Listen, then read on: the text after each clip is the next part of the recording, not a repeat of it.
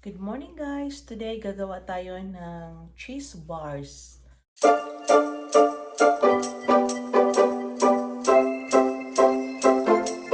So ito yung ating mga ingredients. So we have 3 cups sifted flour with 3/4 teaspoon of baking powder and a half teaspoon of salt. Mix na natin siya guys sa pag-sift ng ating flour. This is all-purpose flour. Ito siya. We have, actually guys, I'll be using 3 cups of cheese. So ito yung ating pang-toppings. Ito yung i-mix natin sa ating overall. I only got jumbo eggs, so I'll use 1 jumbo egg. This is 1 can condensed. And we have 190 grams butter. Soften na to siya guys. And 1 and 1/4 cup of sugar. So gagamit din tayo ng 1 teaspoon of vanilla. So imitation lang yung ginagamit ko guys. Anyway guys, we have our mixer. First thing first guys.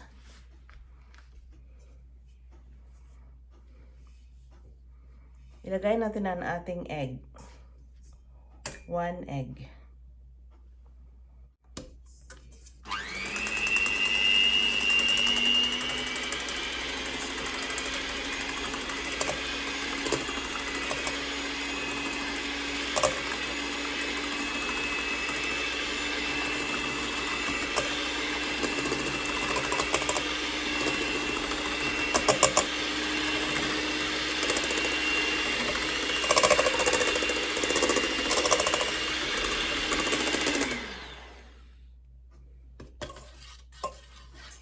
So, yung mag-pale na ang kanyang color, ilagay natin ang ating sugar. 1 and 1/4 cup of sugar.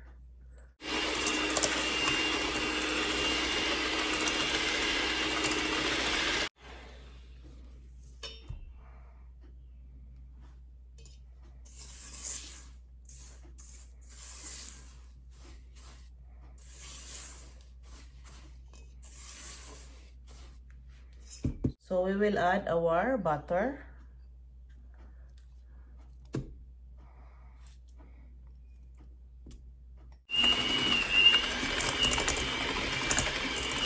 You can do it.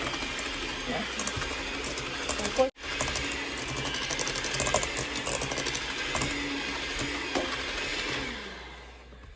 Next, ilagay natin guys ang ating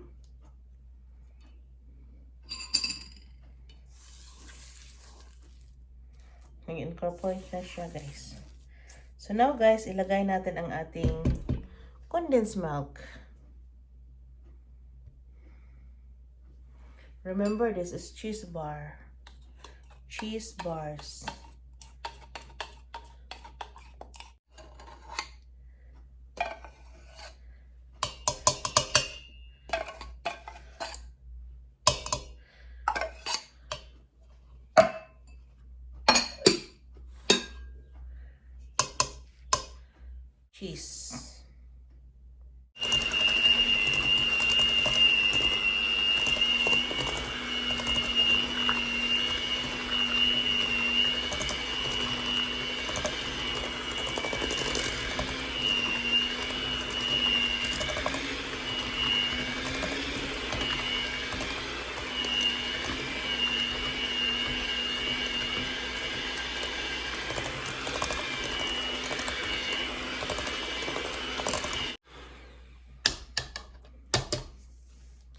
So now guys, i-mix na natin ang ating flour. Ang gagawin natin one at a time. One at a time.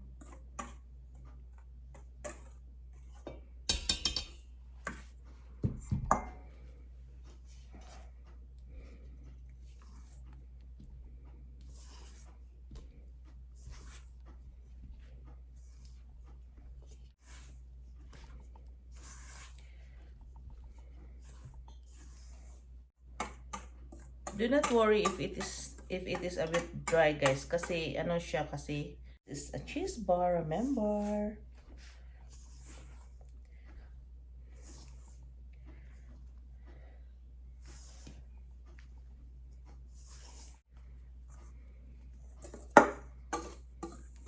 Mix natin siya lahat.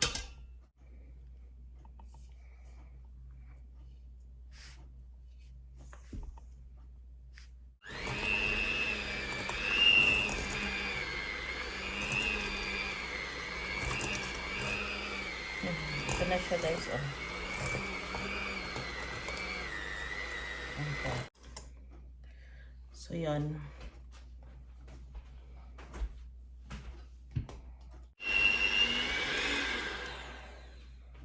Okay.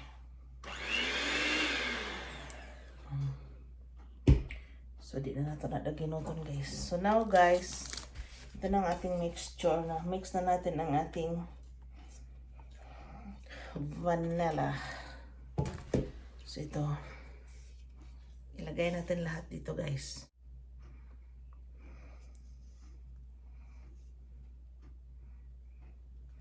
So ito yung mixture niya guys. Bali.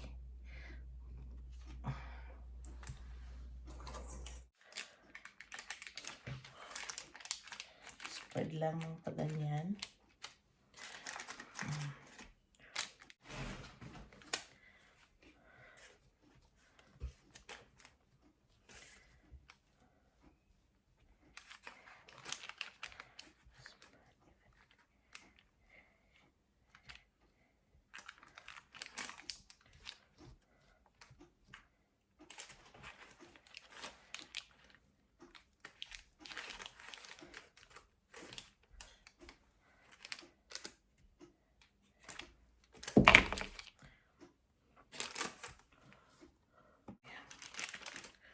So now guys, ilagay na natin ang ating toppings. Itong cheese natin.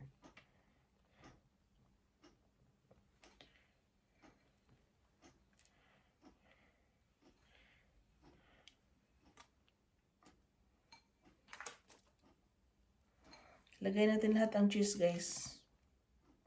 At i-spread natin. Cheese bars.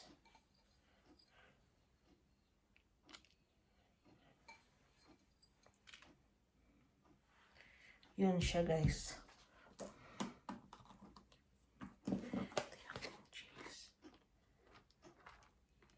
So, ito yun kadami ang ating cheese.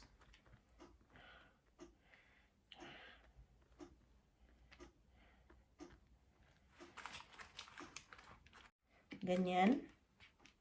Ganyan guys. Press natin ang ating cheese.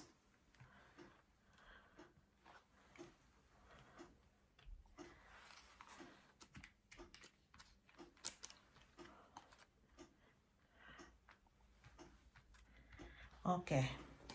This is now our cheese bars, guys. Cheese bars. Mixture, ilagay na natin sa ating oven at 150 degrees lang, guys, para hindi masunog. Okay? So, I will let you see the outcome later. So, guys, that is our cheese bars.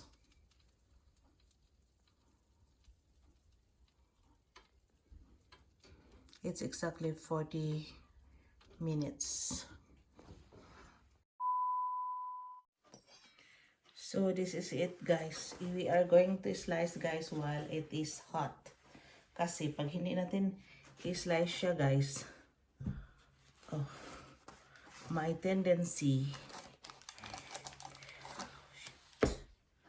mainit.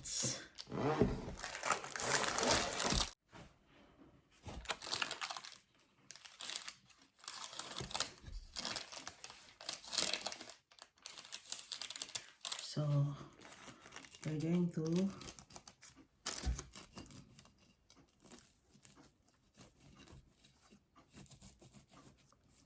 slice while hot.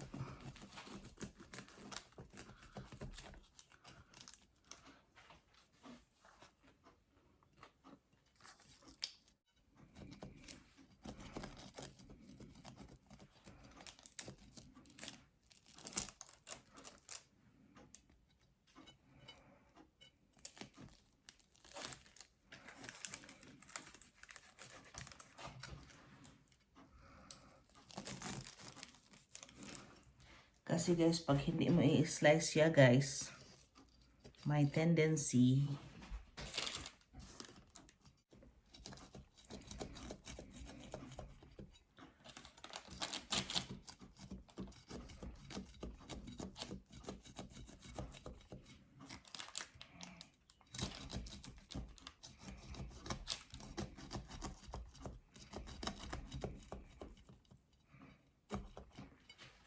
so yun.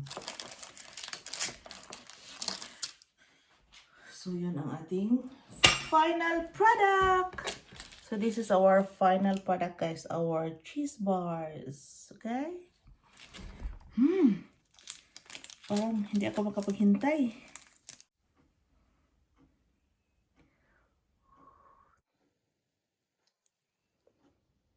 Hindi ako makapaghintay guys.